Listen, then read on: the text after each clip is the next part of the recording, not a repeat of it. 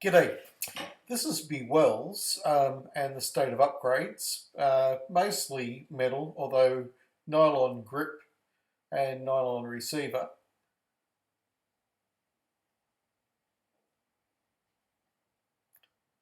Building it was fun, scoring really good FPS, but as you're about to find out a bit later, at great cost. The box there is already broken. And it's the problem and the reason I'm migrating to the new MKTH.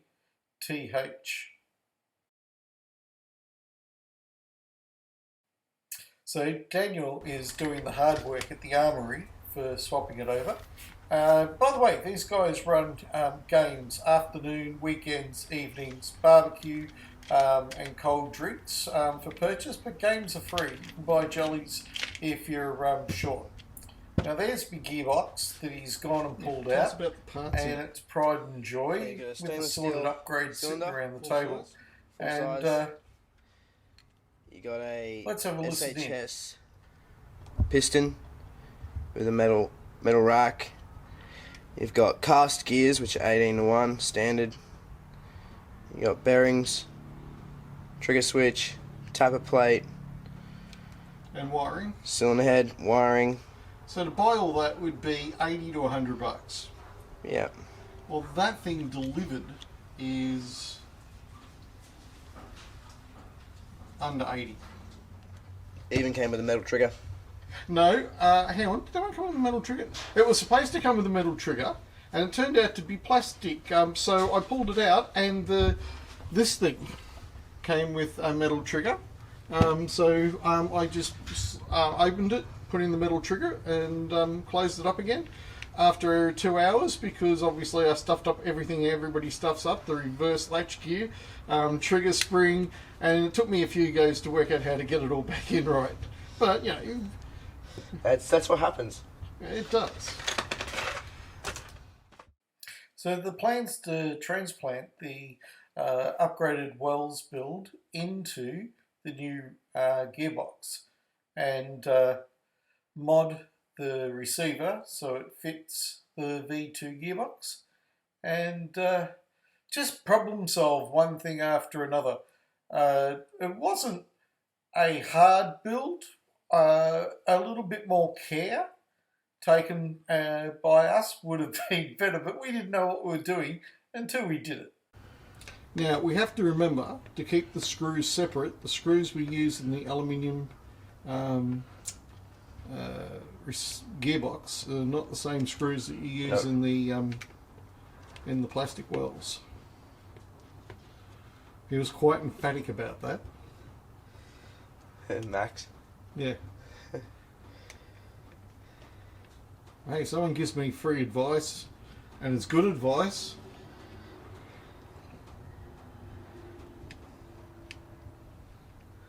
Yeah, the thread's a lot different. The content. Did you know that? Sorry? Did you know you've cracked the front? No. Wouldn't have lasted much longer.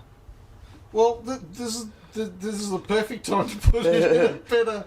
Look, So that is are you the sure problem. that's a 1.3? There's a new. I reckon that's a 1.4. Okay, could be. There's a new one, and it's got an extra screw just there, right? Just north of that pinion bit. There's an extra screw in the new V2 wells. But having said that, I don't think it'll make. And it's supposed to be reinforced all round. But honestly, they're still making an amount of plastic that vibrates apart. You've Okay. almost got a 1.4. Well, yeah, that's what happens when you order off eBay. You order one thing and It's a 1.4. okay. 1.4 unequal. That's why you've blown the front of your box out. Okay, well, maybe I did swap it over. If I had it open, I'm pretty sure I would have. But that's the point. These cases are shit. The only reason anybody recommended J9s to people was it was a nylon gearbox, nylon receiver, and you know that was excellent value. But now, like the main purpose of this is, I don't think that'll make a huge. That was the reverse one, wasn't it? Yep, any reverse latch. Reverse latch. So the only difference it will make is It'll move. So it'll spin up and it can disengage the gear. So this was moving. Yeah. And it can move up into the teeth Which is... or down into the teeth. Yep. Which is bad, and you can either break your gear, or you snap your spring straight away, and then you're going backwards.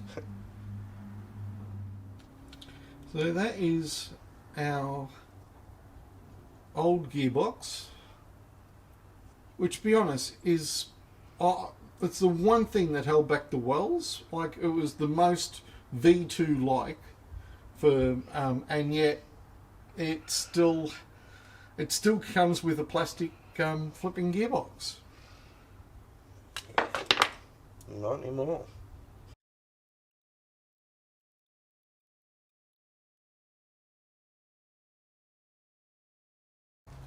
Because that's going to be the point of this video. Look, you can get these off AliExpress, you can buy the receiver, and if you don't want to do the work, go to your favourite modder who can transplant it for you, shim it if it needs, you know, fix any bits that are not quite up to whatever, and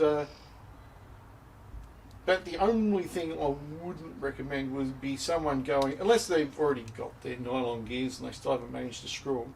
How good are the wear and tear on the nylon gears as opposed to the old plastic ones? Well, nylon gears, they're pretty good. So nylon gears will handle a 1.3 spring. Up to a 1.3. You can get... And it's the case there that gave way on the 145. You can get 280, 290, even possibly 300 out of a nylon gears. Alright, so they're our bits. Now I'm going to get a photo of that. So while we waited for some bearings to be delivered, we decided to go and have a look at the receiver and the small mod required to make it fit. With a, just going to cut out these bits here. Cut out this bit here, and this bit here. Okay. So it essentially lines up mint. Yes, it does.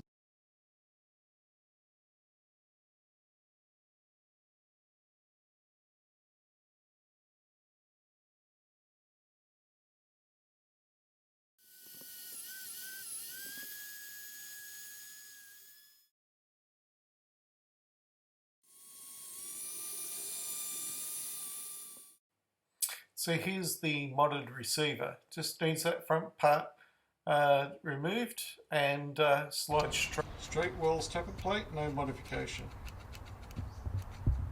That's what I like. Took the opportunity to upgrade from a standard tappet to a metal one.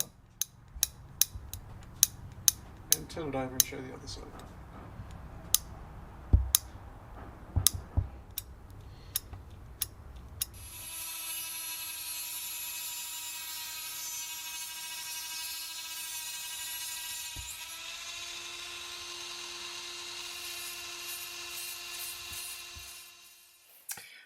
As you can see, the Wells tappet needs some adjusting, some bits needed chopping off, but the big thing that we missed out on, look, the V2's on the right, it's much narrower. We had to file that down overnight after we discovered that it's all on the MKTH blog website telling you how to adjust the tappet. And the build quality of this is just amazing. I love this gearbox. It's a piece of cake.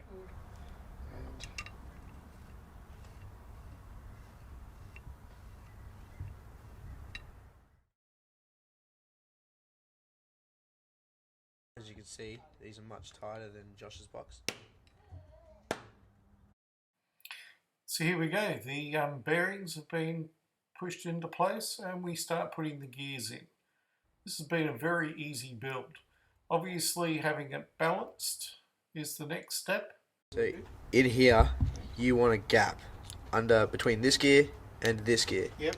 You don't want them rubbing, otherwise you're going to get friction on the gear. Plate. Yep. So there's got to be just engaging those few teeth.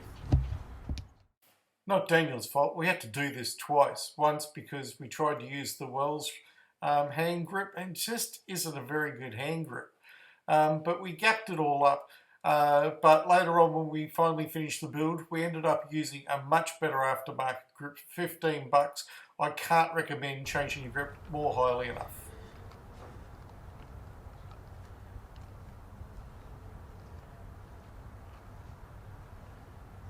Perfect. Perfect. And it's not slack in the bay. Nope. Perfect. So the travel of the tappet's absolutely perfect. And we start inserting the various pieces for the switch. And by switch I mean trigger, of course. We redid the wiring, although we could have used the original. He had silver wiring there, and I can't recommend highly enough putting in the silver wiring. And here we are, we've got ourselves a almost functional blaster. Now, we actually had to take a little bit off the selector to get it to roll over the top of the bearing, since it's a little bit poked out the other side. Now, as you can see, the trigger assembly is now assembled. So all the parts have been balanced with shims, and we start inserting all the parts one by one until we've got ourselves a functioning gearbox ready to put into the receiver that we prepared earlier.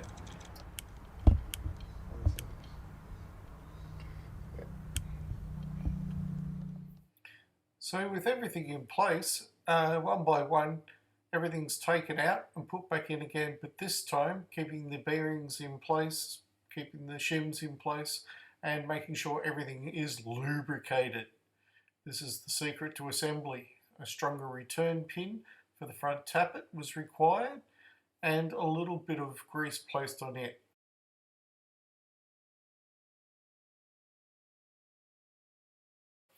So this is approaching the end of day one, some assembly required.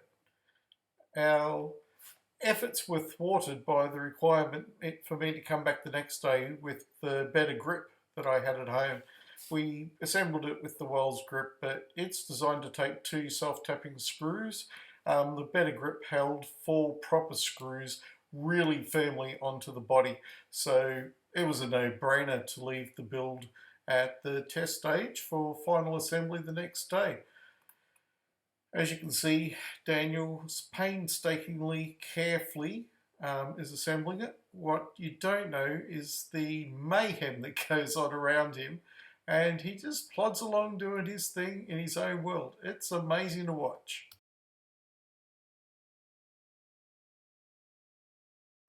So this is what I began with, a plain Wells receiver that was broken from use already. Now we needed to put in the power for the mags, and as you can see there's a bit of a dip, so we took some out of it to try to get the mag to clip in. Next day I've got my handle, and we just have to shave a little bit off, particularly on the inside back to get it to push up, and as soon as we did, it was just a perfect fit. Final assembly with the new rear buttstock, and there we go. There's our chronoing at nearly 300 on a 1.3 spring. This is just a beautiful, beautiful blaster. The hopper on the front acts as both the I don't know, silencer, not that it silences anything, but it's also a hopper, so it's adjustable. And I was banging between 295 and 305, so very happy. A few broken gels might have been around the 400 mark. It was closer to 360, 380 on the 1.4 spring, but I wanted to be game ready. And he's just decimating the back wall and fence with the thing. It's reaching 30 metres, no drama. Thank you, Daniel.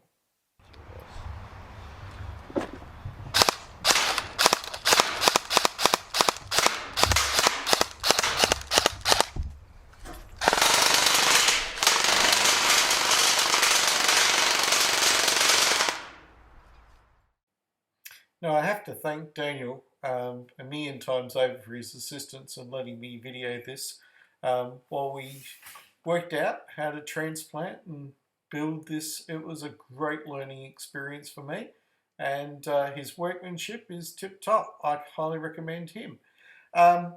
Josh did the 3D printing for the power connector for the mag, and this is my new pride and joy. And just stick around for one more second for that rattle-tat-tat sound that you've all been hanging out for one last time.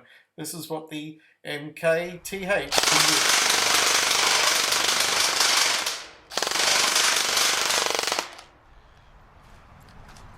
Pretty bloody good.